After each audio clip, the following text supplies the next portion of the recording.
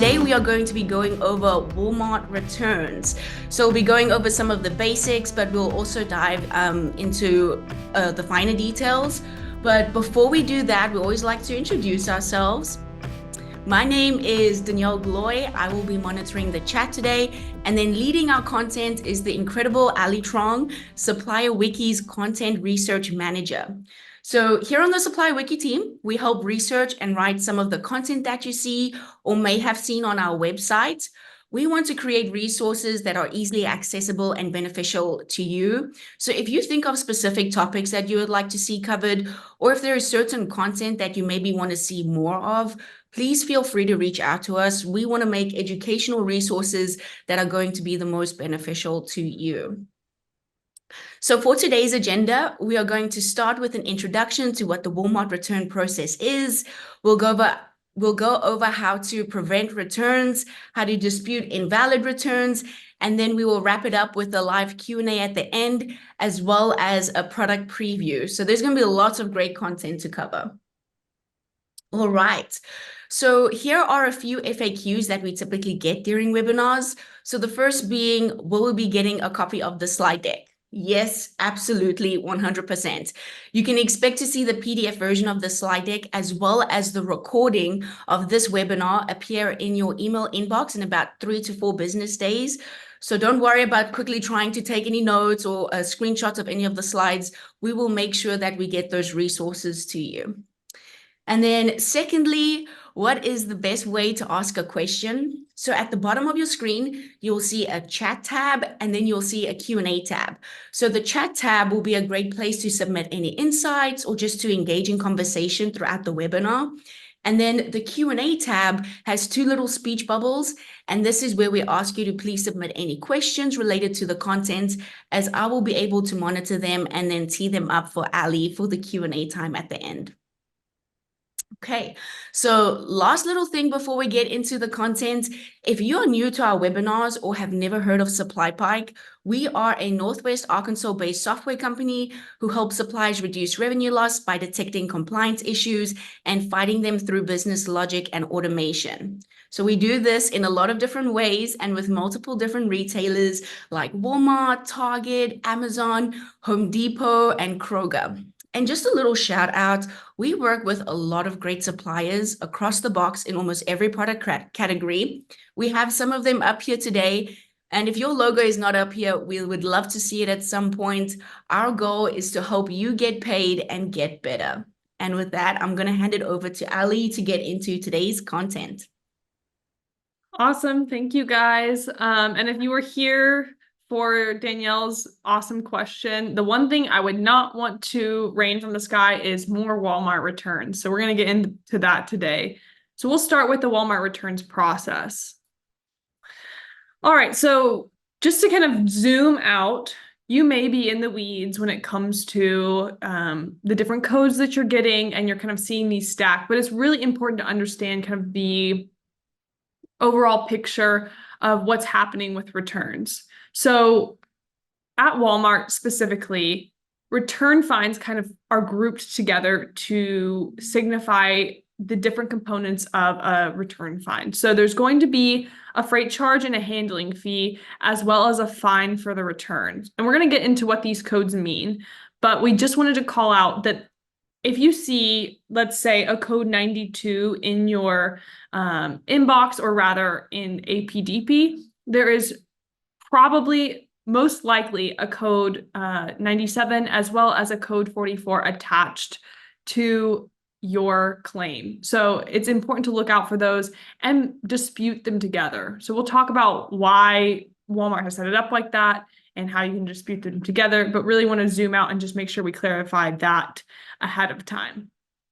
And if we wanted to zoom way, way out of returns and into the revenue loss space at Walmart, there can be stacking return codes on a single PO, but there can also be deductions or fines that can be on the same claim type. So for example, let's say you have code 22.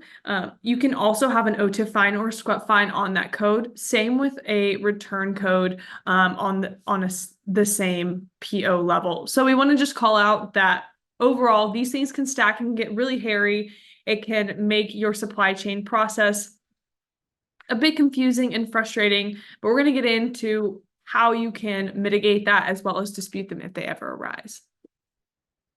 And like I said, you can have a single issue on one PO, and it can affect the different compliance or revenue loss spaces at Walmart. Important thing to note, a question we get quite often with suppliers is, okay, well, why is Walmart giving me a deduction? Why are they giving me an OTIF fine? And why are they giving me a SQEP fine? Another example tying it to returns could be you could get a SQEP fine on a PO, and then ultimately it gets returned. Or same with an OTIF fine. You can get an OTIF fine attached to that PO, and then it ultimately gets returned because of specific issues. And basically you could have a double dip when it comes to the money that Walmart is going to take from you for the issues that occurred.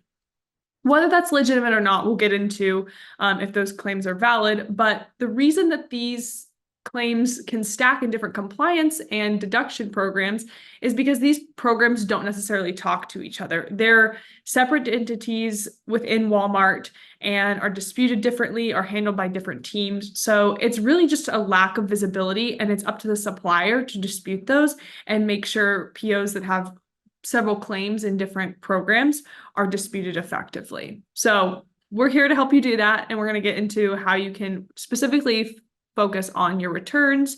And if you have questions about SQEF, OTIF, other deduction codes, there's about 70 plus at Walmart.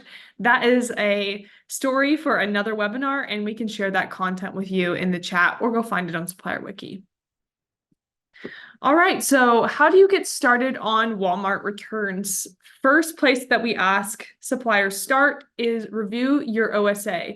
Each supplier will have a unique process that they agreed to in their online supplier agreement, and it is important to understand what your agreement outlines so you can, one, adhere to that, two, maybe change it if it doesn't make sense for your product or your category, etc., as well as find those pathways that are required for you to dispute, which may be different from others depending on what your OSA outlines. The second here is review those reason codes so you can understand exactly what those code claims mean. So we saw the numbers code 91, 92, code 44, code 97, understanding what those mean so you can accurately avoid them, but also dispute them when they arise. The third part of this is checking current return disputes for validity. So we'll get into that later. But let's say you have a whole section of disputes to go through that are based on claims. You want to make sure that those are accurate, that Walmart followed the process that you outlined in your OSA, and that everything is adhered to from that process, as well as that a return was the correct action to happen, rather than either the product shouldn't have been returned, it was returned to the wrong place, etc. The fourth part of this is disputing invalid returns. So you've done a validity check and you've realized, hey, this return shouldn't have happened this way, or it shouldn't have happened at all. You can go in and dispute those, and then create processes to avoid those valid returns and deductions. And we'll kind of go through all of these step by step. So here's a little roadmap for what we're covering today. All right, so I said the term OSA. If you were, still reeling from that and you're asking yourself, okay, I think I know what an OSA is. I don't know where it is in my retail link account, not to worry. So if you were a supplier, if you've been a supplier for a while, OSAs have kind of moved around. Currently, they're in your My Agreements section in Retail Link. They're no longer through the OSA or GSM apps. So to access your OSA, you have to click the top profile icon in the right, and then select My Agreements on Retail Link. And then you can select the business unit under your agreements. So if you have a business unit within Walmart, e-com, as well as Sam's Club, you can select that.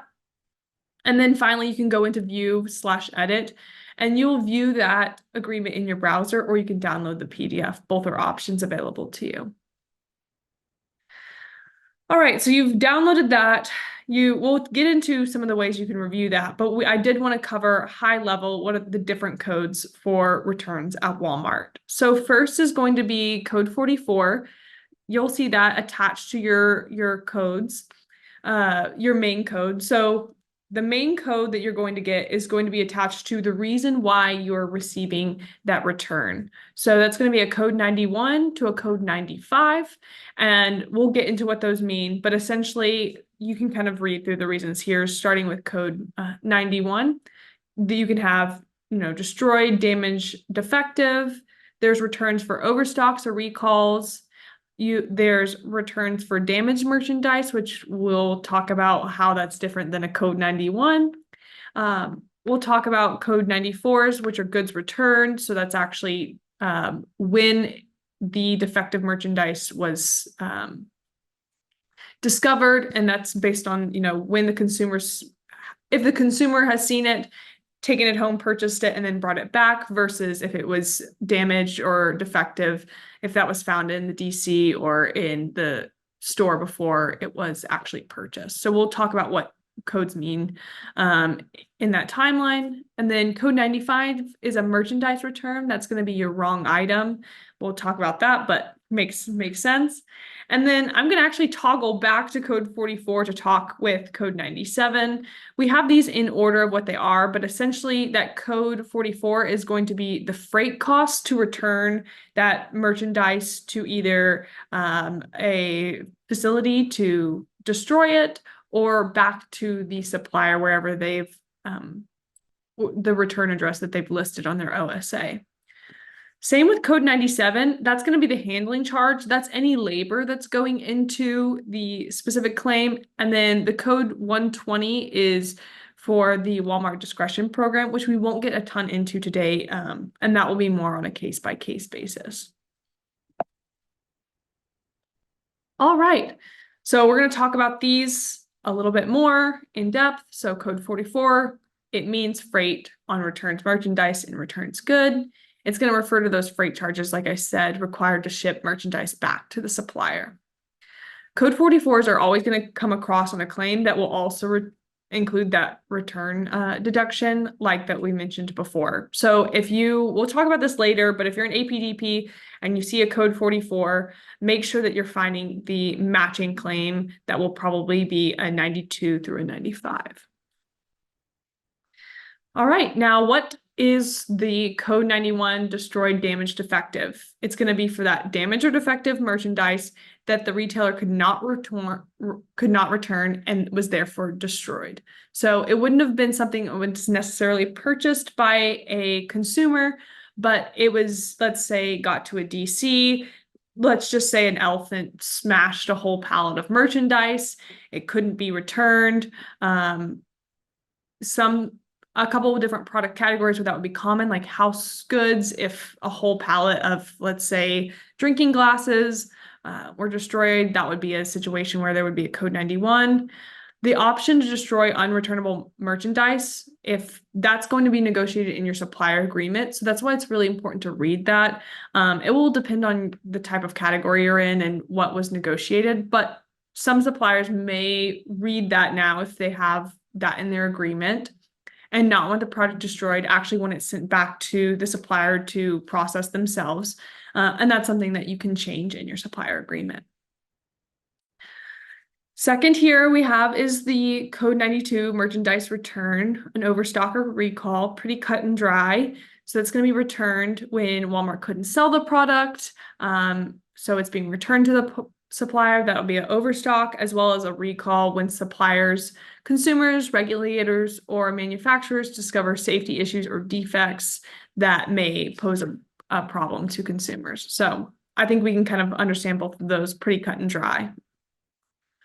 Code 93, this is where it gets a little bit hairy in terms of when that timing happens, what code is applied. So code 93s are for merchandise returned due to damages that prevented the item from being sold. This claim is going to be applied before the merchandise is placed on the store floor. Back to my elephant stepping on a whole pallet of product example. This would apply if that elephant was in the DC or in the back storeroom and stepped on that whole pallet and it couldn't actually go out on the shelves. So really silly example, but easy way to remember it. Then a code 94 is going to be different because this is when it refers to a customer returned that's considered defective merchandise. So this claim is always going to be applied after the merchandise is placed on the store floor and the customer has purchased the item. And then it's brought back to Walmart to then be returned. Code 95 is going to be wrong item. So these are for merchandise returns to suppliers, to the supplier as the wrong item or an overage that the warehouse cannot keep. So this code has more potential for impact on several compliance programs because this could come back to, you know, some of the SQEP fines. If you're unfamiliar with SQEP, Danielle can send those resources in the chat, as well as the OTIF program. So let's say your pallet got there on time, but then as it's getting distributed, they realize it's the wrong item. That would be void for that in full part of OTIF. So you could get an OTIF fine as well for that particular in full section. Same with an overage, that could kind of overlap into the deduction space as well as the SQEP space. So that's why it's really important to make sure that you understand overages as well. We have a webinar on overages. Danielle can send that in the chat. I'm going to make her work behind the scenes to get those in there. But this is one that we would point out can be quite convoluted and has the most potential to hit suppliers on the same PO for multiple compliance or deduction programs at Walmart. All right, the other code that we're going to cover is code 97 for returned goods. Remember my callback to code 44, that's for the freight charge. This is for your handling charge. So this is any manual labor required to return the merchandise. This code is not going to be standalone. If it is, then you should, you know, look out for that code 91 or 95 because it would be coming. And if not, it's a great way to dispute it and make sure that it is something that it shouldn't be issued as a standalone charge. Couple other things with code 97 is this will be based on, you know, the type of product, where it's being processed, manual labor. We don't have specifics into what is being actually charged, so what that handling charge would come through like, but we have seen it in the range of $100 to $50 to $100. So Danielle, I see you popped on the screen. I wanted to see if we had a question in the chat. Yes, we had a good question just in regards as we continue speaking about codes.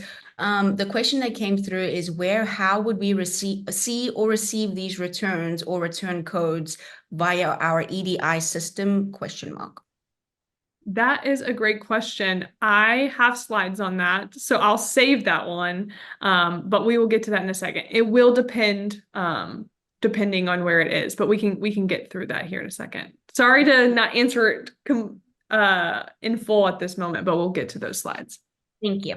Yeah, of course.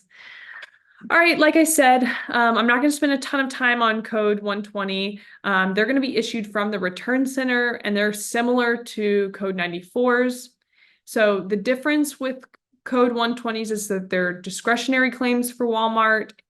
Essentially, it means that the supplier has elected to not have their defective merchandise returned and have left it to the handling of Walmart's discretion. So if you're in that program, you will be issued that. If you're not, you should dispute that or see if it's, you know, your supplier agreement has been updated. And another thing to remember with code 120s is they'll come through in bulk for multiple defective items. So if you have a code 120, you're probably going to have either just a different product category that would be more focused on returns, probably have more smaller SKUs, possibly something in like the dollar section, or that impulse alley. You could see some of those possibly being in this type of program. So again, it follows a different process than some of the other claims, so we won't go into it too much today. All right, so we're going to talk about preventing returns. So knowing your OSA or your supplier agreement can really help with understanding how should customers return product to the supplier, or should they even go to the supplier specifically? What are your handling fees? What are those going to look like? What's the cost of the defective returns? What can you expect? Maybe that even goes into your allowances of, do I need to have a defective allowance, and am I actually applying that allowance to specific POs? Bulk return charges. So if you're in that larger program with more 120s as your code that you're receiving, are those processing correctly? Are you supposed to be receiving those?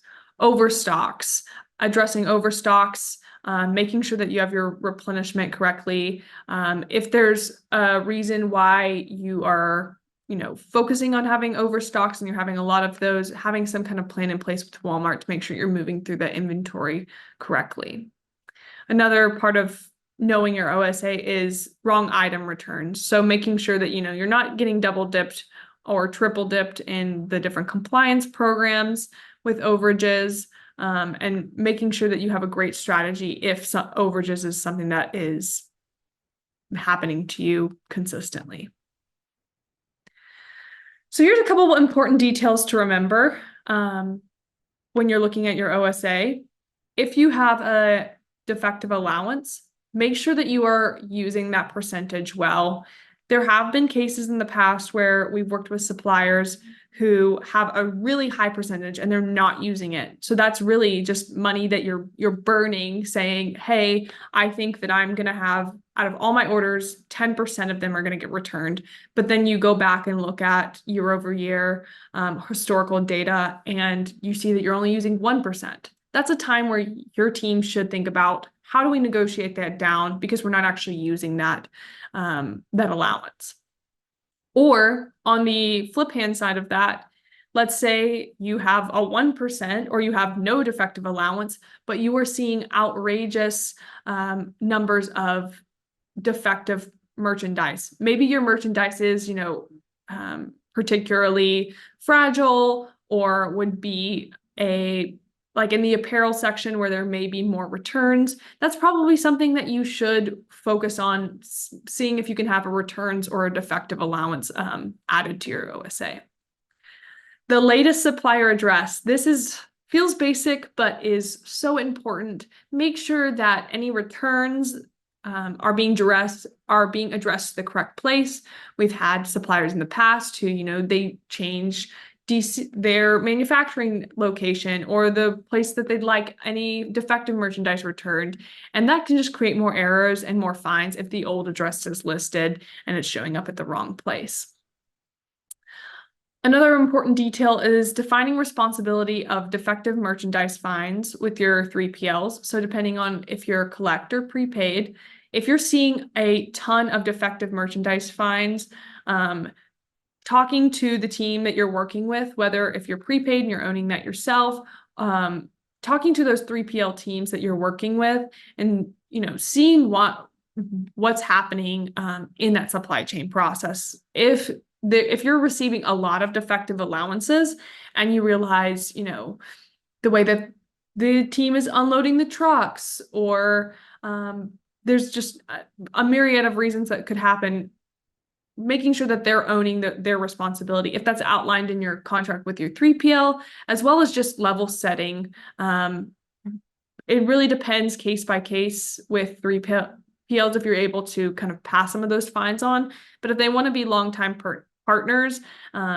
it's really important to make sure that everyone is in agreement of how merchandise should be moved, making sure that BOLs are updated, etc. So there's a lot of things that you can do with your 3PLs to make sure that you are sharing in that compliance when working with Walmart. Another important detail to remember is Walmart will typically deduct the retail price of the item not the cost, to cover their lost revenue.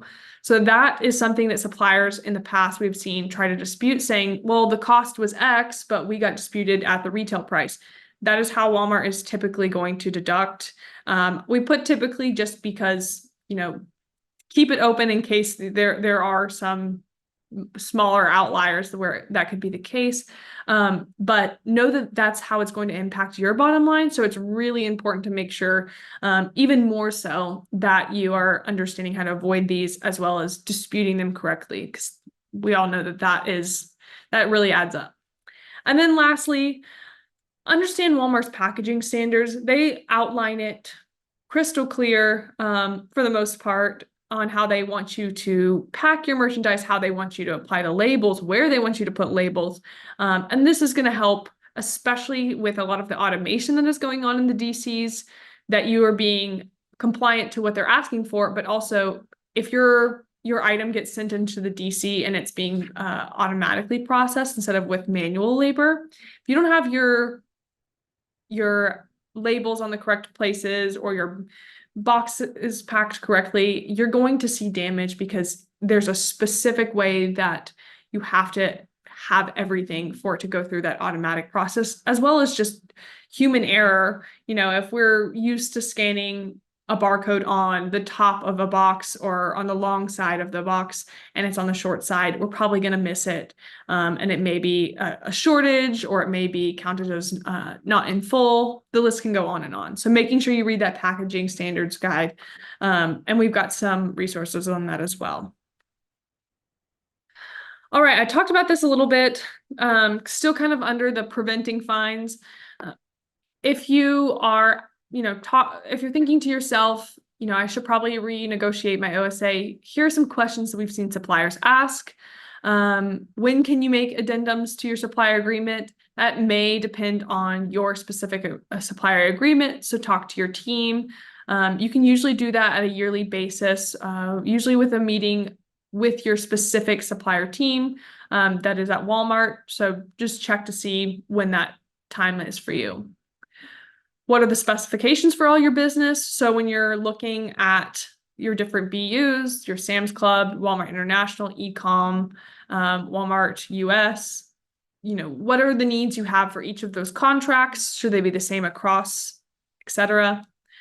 Other questions to ask are, does your category, your method of shipping, whatever it is about your specific supply chain process, is it creating specific and chronic returns? And going down to those root causes, understanding those, and then kind of working your way back and saying, okay, it looks like we may need to switch our 3PL, or we need to follow this packaging guide to be more compliant. And going from there, not only to reverse returns, but also to make sure that you are being compliant in other areas of Walmart. Last thing here is asking yourself if you should add a defective allowance to better plan your cash flow. So having that defective allowance can help a supplier say, okay, I already know that 10% of all of my POs are going to be defective. Just that's the nature of my business. I want to go ahead and count those out and not be hurting for that specific revenue or those invoices to come through from Walmart and then be disappointed when you're having to deal with returns that you weren't, expecting. All right, now let's get into disputing returns, what we're all here for, right? All right, so to answer the question that was asked earlier, where can you dispute? So there's a couple different options, and I'll talk about the specifications and the limitations of all of these. So the first one is through APDP. First thing is to start by checking if the code is disputable through APDP and Retail Link's dispute portal. You can dispute return claims on one PO as a group, and that's what's really helpful about APDP. The caveat here is that APDP has changed a little bit in the last couple months, so make sure that the claim that you're going into dispute is actually actionable in APDP before you start, poking around looking for the claim line number and you're getting frustrated that you can actually dispute. The second option is through the return center. So when a return deduction is issued through Walmart location 9462, that's a Walmart return center claim. This is going to be a more manual process and is, again, we'll get into some of the details. There's certain claims where you can only dispute them in those locations. It'll have to be listed. And it's not necessarily recommended if this is not an option for you, because it's going to be more manual. However, if you are disputing through the return center, what is nice is that the suppliers we have seen dispute through the return center, they're working with people who deal with returns every day. So they're going to have a better understanding of what those return issues are, the deductions, and they may better understand versus through APDP, which is disputed through GenPack, some of the nuances that happen with return claims. And then lastly, and I'll put the caveat before I kind of talk through disputing with your buyer, the option to dispute through your buyer should be a last resort and should be based on the relationship you have with your buyer. If you've been on a SupplierWiki webinar, you know we usually say your mileage may vary. And that's going to be based on, you've already gone through the automated setup channels. This claim is worth bringing to your buyer. It's a fairly large claim, probably a bulk claim. And with 99, if not 100% certainty that this claim is invalid. You don't want to bring things to your buyer because you don't want to bring little issues to your buyer because they've got, several suppliers that you're working with. You want to make sure that you're coming with your best foot forward and being a great partner. But again, if there's something that you're not getting access to, or you're not, seeing headway on, that is an option. Our other recommendation there is if you've disputed through APDP and you're not able to do that, or it's not from the returns center, you could escalate to your buyer. Make sure that, again, that this process is as simple and clear for your buyer, as they've probably got, like us all, 700 emails in our inbox. So you want to make sure that you're making that easy for them to help you out with that issue. All right, let's talk about the return center dispute process. So you realize that on the claim, it's from the return center. You can download and review backup details and documentation in APIS. What is APIS, Allie? I haven't been to any SupplierWiki webinars. We talk about the accounts payable inquiry system pretty often in a couple of our webinars. It's great for pulling check details, just the documentation you need to kind of start that paper trail understanding of what happened with your claim. You can find that in Retail Link. So you just go to Retail Link, go to the app section, and type in all caps APIS. That's the easiest way to find that. And then you can search via the claim line number. What you'll do is you'll download the defective merchandise, handling fee, and RTV freight claim form after you've gotten your backup documentation. You'll fill out the defective merchandise form. I won't read the whole title, but with claim number, invoice date, the amount you're disputing, and the reason for disputing. Again, claim number and invoice date, pretty cut and dry. What I would say for the amount you're disputing, go ahead and dispute the full amount. This is what we recommend in APDP. So there are some cases where suppliers say, hey, I see the issue with the particular claim. I would say 80% of it is invalid, but this 20% is. Go ahead and dispute the 100% of the amount that you're owed, so that you can just let Walmart decide what they need to dispute. They'll go through that as well. We've seen in some of the matching situations that it's a little bit more confusing for you to make that determination of what's valid and what's not. So we would recommend the full amount that was being deducted from your check. And then again, the reason for the dispute.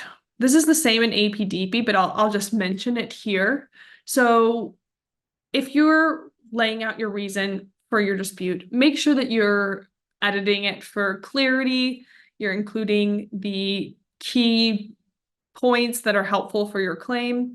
And I would say if you're seeing claims that are being won and then claims being lost, compare those reasons for disputes, and maybe you can build a template with the best dispute reasons or the best wording that help with your claims. That's something that we've seen some suppliers do. It's just having a template, copy paste dispute reason that usually gets their claim, it gets their point across clear, and it gets their claim moved to approved rather than denied. Second, the fourth step is including any backup details and documentation for each claim. Documentation is key. That is going to be your smoking gun. You want to make sure that if there is any documentation, whether that is your OSA or a literal picture of the case of the product in question, or any shipping documents, that can be helpful in these particular instances. And then you can submit your claim for the return center dispute process with partner support. You go to returns, return chargebacks, and then defective merchandising, handling, RTB, freight claims, etc. So you have to include the documentation and forms mentioned above for your claim to be reviewed. So that's a little bit more manual. We'll get into some of the other processes here. And I double clicked. So here's the returncenter.com contact information. This is just additional. We found that some suppliers who have more questions about .com returns, it's going to be listed under Division 46 and Store 9462. So again, this is going to be more in the returns claim centers. And then this is the email that you can use. And then if you're in Sam's Club, we've been talking about Walmart, but of course, Sam's Club is adjacent to that.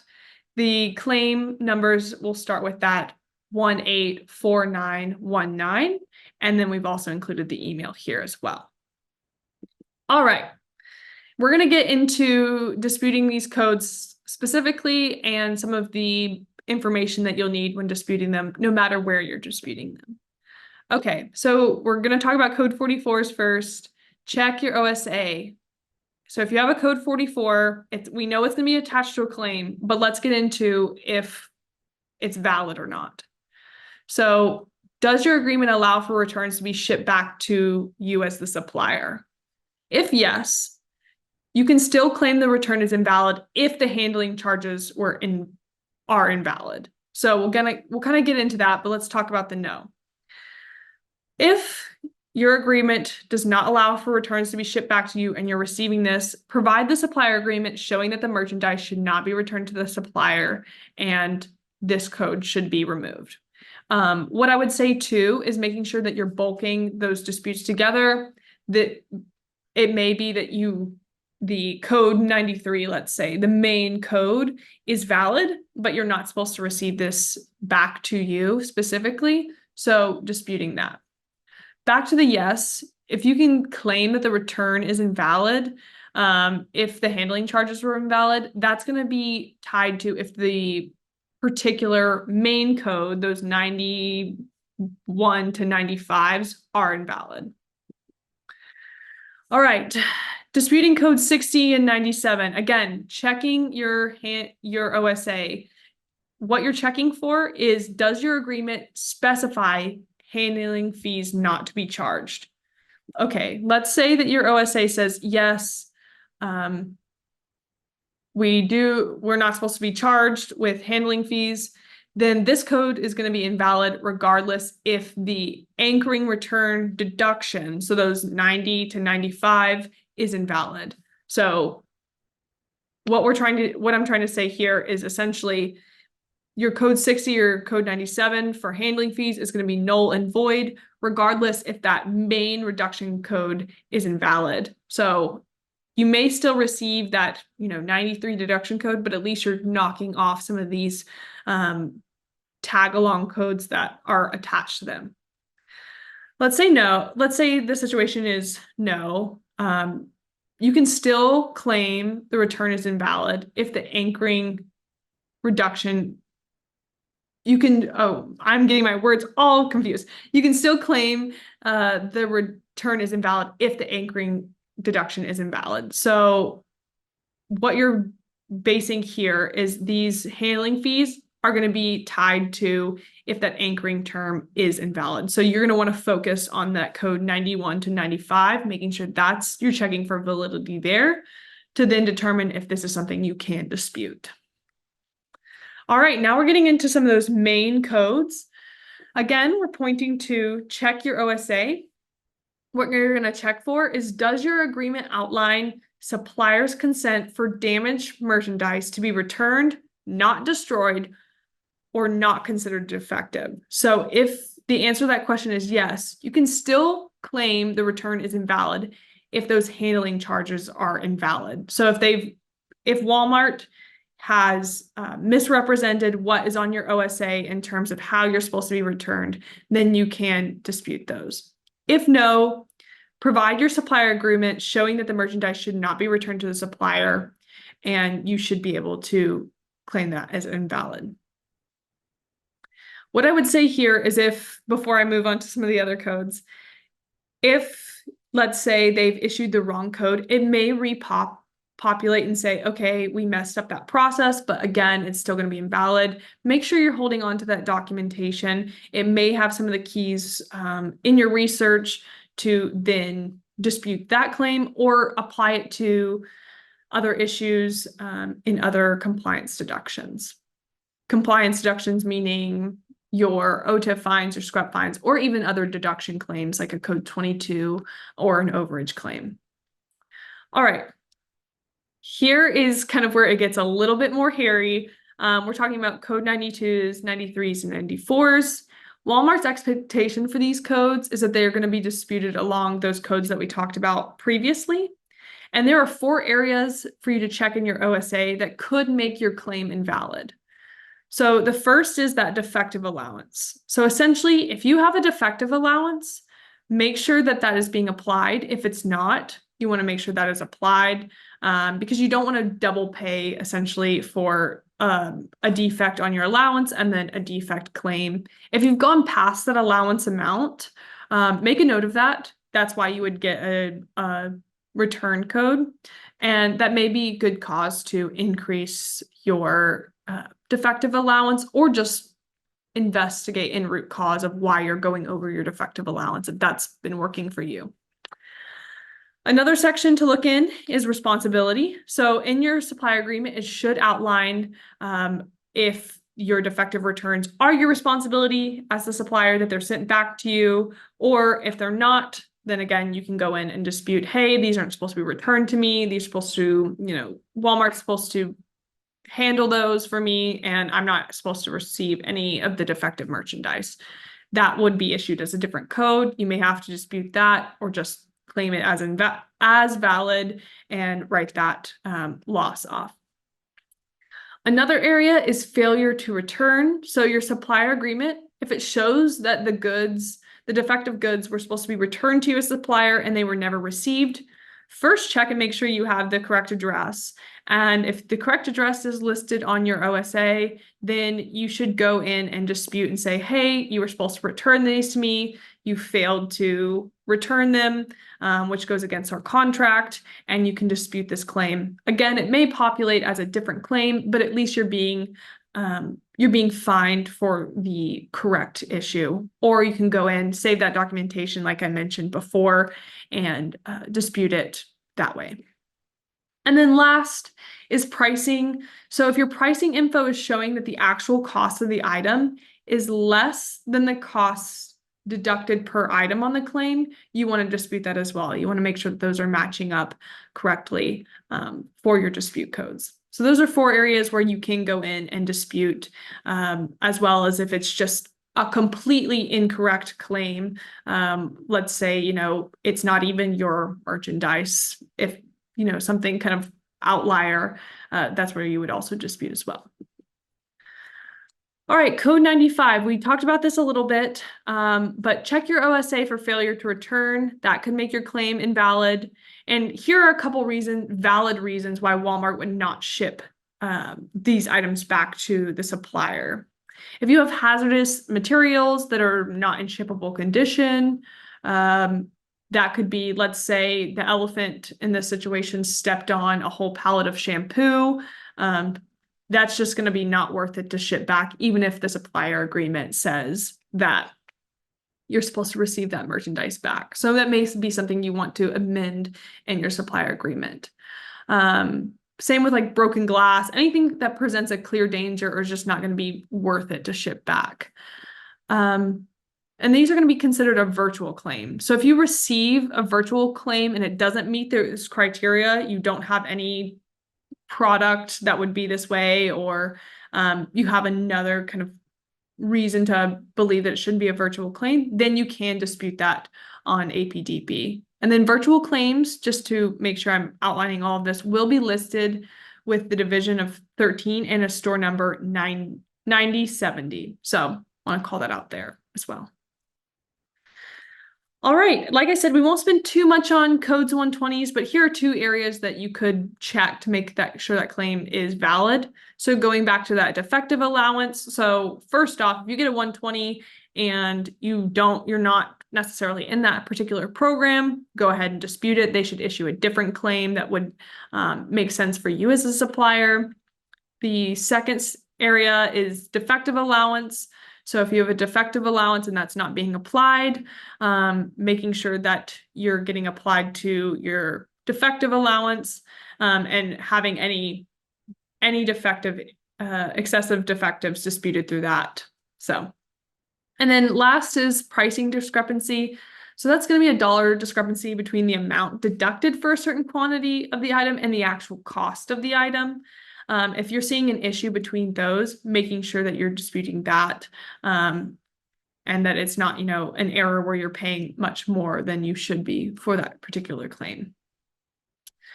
All right. Another question we get often is proof documentation for winning your disputes. So like we talked about, your OSA or your online supplier agreement is going to be really helpful for outlining some of those returns. Some of the sections are the handling fees and destination, the returns process for defective, damage, and recalled merchandise, and your defective allowance. Also going in and looking at your pricing info and making sure that that is correct, and that it's the actual cost of the item is less than the costs deducted per item on the claim. Something I want to call out here, because we do have a webinar tomorrow if you haven't joined. It's our last one in the One World Sync series. We partnered with One World Sync to put on these webinars and then for them to share their expertise on item setup, management, and optimization. An issue that we have seen with suppliers when it comes to making sure you're setting up your items correctly. This is a textbook example. If you have gone in and not updated your pricing info, or if there's been a change, you want to make sure you're doing that as soon as possible, as soon as that's approved through those processes, so it doesn't affect you downstream in returns, or on your website and you're getting a return saying, hey, I saw that it was listed for this product, this price, but when I went in and I scanned it, it was actually scanned for this price. That's going to create frustration for your consumers, frustration on your supply chain, and then ultimately that frustration will get passed back to you in the form of deductions, or compliance fines. All right, that is the end of our content. I did great on time, giving myself a pat on the back, and we'll get into the QA section.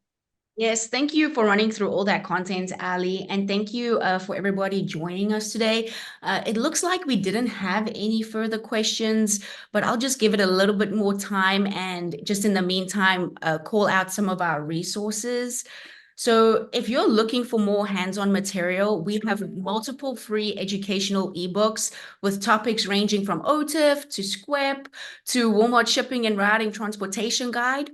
I know that a hot topic that has been going around is Luminate. So we know that there has been some confusion and a lot of questions when it comes to the platform. So we have put together an ebook that is a guide to Walmart's Luminate. So I will go ahead and just send that in the chat. Go for it, Danielle. And then it looks like we don't have any further questions, but if you guys think of any questions later on or would like to share, oh, we just had one pop through. Do you have any insight on how to accurately pull defective and return information in Luminate that will report your defective rate? That's a great question. I have not spent too much time in Luminate. So I'm going to say no. That's something that I will send. Our team is working on more Luminate resources. So our current one, I don't believe the one that's out, our guide to Luminate, has anything on pulling defective and return information, but we are putting together some more content on that. So look out for that Luminate webinar that should be coming up soon. And that's something we can add to the docket. So I'll make sure that that gets added in if that's something that we can pull up. So Yes, thank you. yeah. So like I said, if you have any other questions, oh, okay, we got another one. I love it. For returned items, will we be getting an invoice from Walmart for those returned items, or will they take that 1% off any future POs? That is a good question. Yeah, that's a great question. So just to clarify, what Jeremy's asking is, will they take that 1% off of any future POs? That would be like a defective merchandise allowance. So that would come off of, you wouldn't necessarily want to get those. Let me make sure I'm answering this correctly. So Jeremy asked, for returned items, will we be getting any invoice from Walmart for those returned items? You should get a I don't want to speak out of turn. I believe you do get documentation on that. And I think that's issued through APIS, but don't fully quote me on that. And then for that 1%, that should be applied to those particular POs. So you want to make sure those get applied to the correct POs. If not, what they'll go back and do is they'll take them off anyways. And that can be an issue when it comes to post audits later. So hopefully that fully answers that question. Okay, then we have another one that's come through. How do you dispute returns that are from third-party items and in departments that we have no agreements on file for? For example, we have agreements in Department 2 and 92, but our effective defects reports have charges for items under Department 46 and 95. We also get a lot of excessive defects for item numbers that do not belong to us, but we are third-party sellers.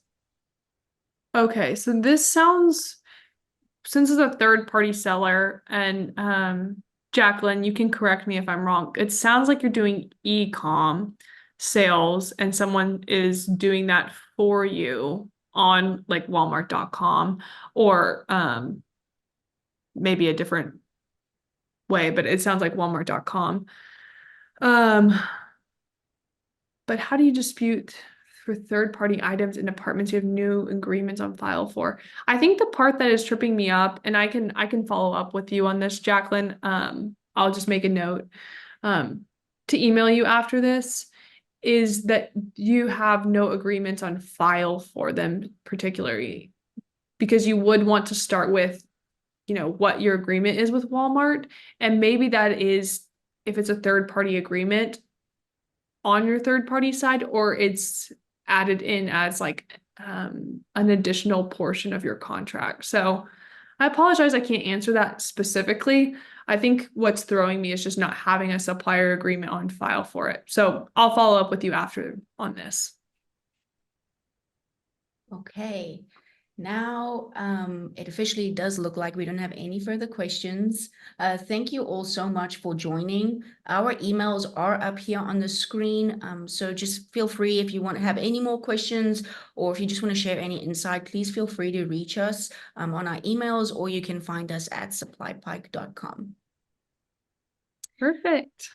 So if this is where you have to hop off, we completely understand. Once again, thank you for taking the time to join us. In the meantime, we are going to do a little bit of a product preview. So just how SupplyPike is able to help with Walmart. We're going to just see a few different categories and deductions, overages, etc. So I'll just go ahead and hand that back off to you, Ali. Perfect. Yeah, so if this is where you hop off, no worries. We're going to talk a little bit about what we do at SupplyPike.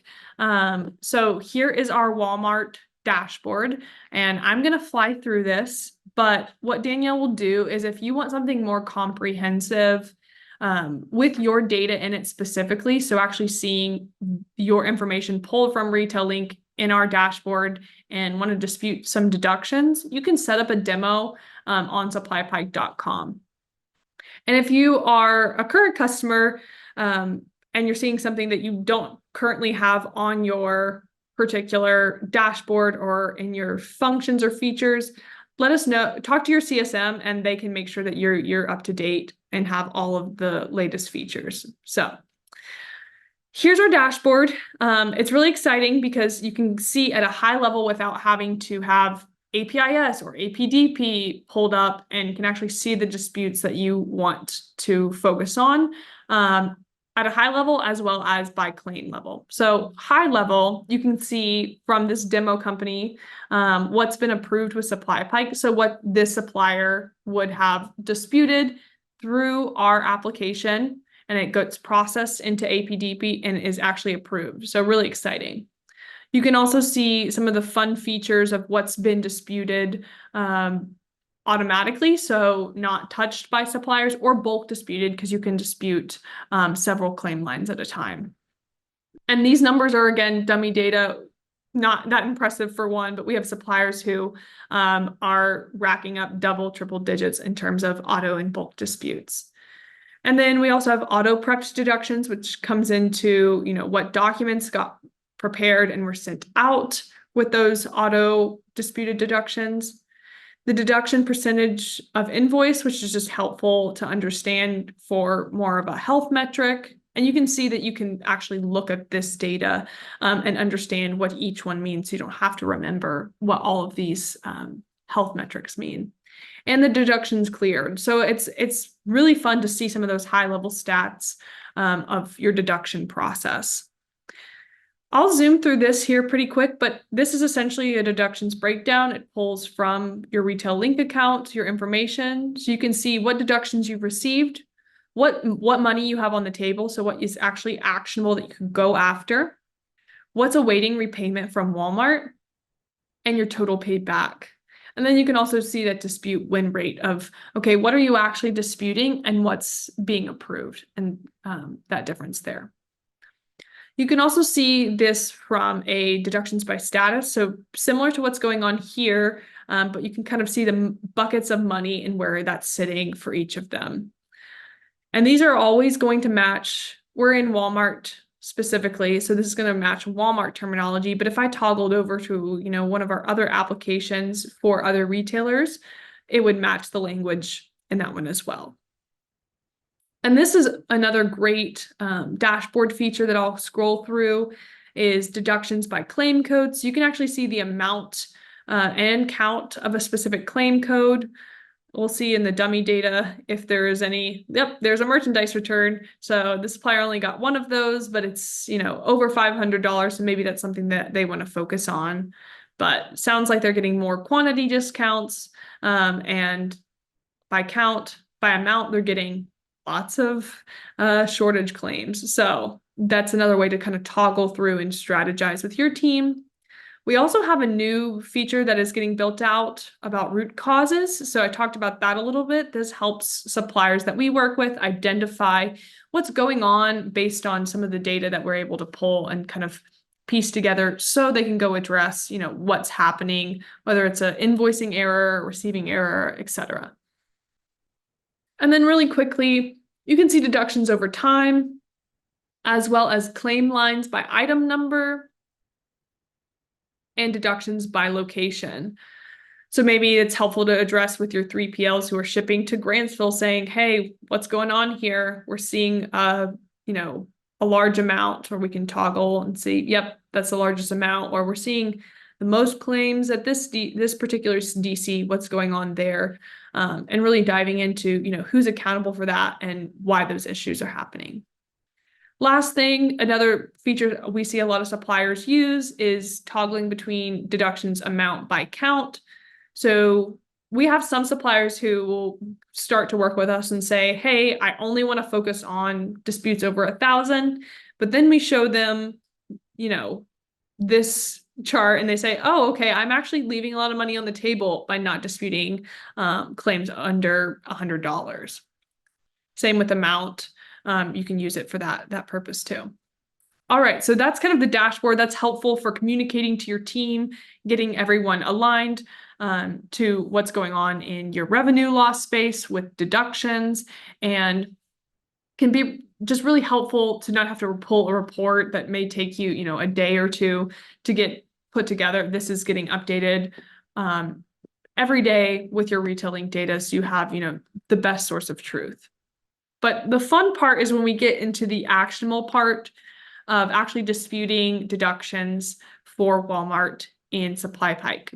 So what you can do is there's lots of different features that are lots of different filters we have to dispute. So you can go in and say, you know, I want these claims to be invalid with that business logic baked in. And this one is definitely invalid. We can go ahead and just dispute that if we wanted to. But let's click in and just review the details since it's our first time in here. We would review this claim. It's got all the claim information. It's actually pulled in all of the proof documentation automatically. And there's even business logic kind of built in that says, you know, this is ready to dispute. You can go ahead and submit that and click it and have it disputed. And it can let you know why Walmart failed to receive a dispute and kind of how to troubleshoot that and then make sure that that claim gets submitted. Some other features, let's say, you know, that was fast. That was a lot faster than the 15 to 20 minutes it takes to dispute one claim in APDP. You can also bulk dispute. So you could filter by the types of disputes, the code, if they do have documents attached, and just to submit, you know, 25 of the selected deductions that are in your backlog here.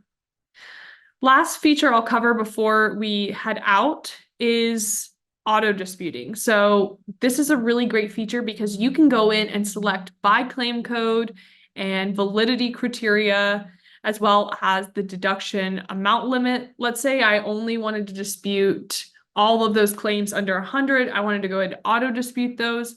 I could set that up here and never have to touch those particular deductions if I felt confident that I wanted to do that. And, you know, those are already just 0 clicks and you're disputing even while you're on vacation or, you know, not sitting at your desk. So really great stuff. I'll end saying, if this is something that's interesting to you, Danielle has sent that demo link if you want to, you know, trial this out. I will say we launched Home Depot today, so that product is available and live. Really exciting, as well as we have products in Amazon, Target, Kroger, and always expanding to other retailers. So with that, thank you all for joining. Really appreciate you being here, and we hope to see you at another webinar.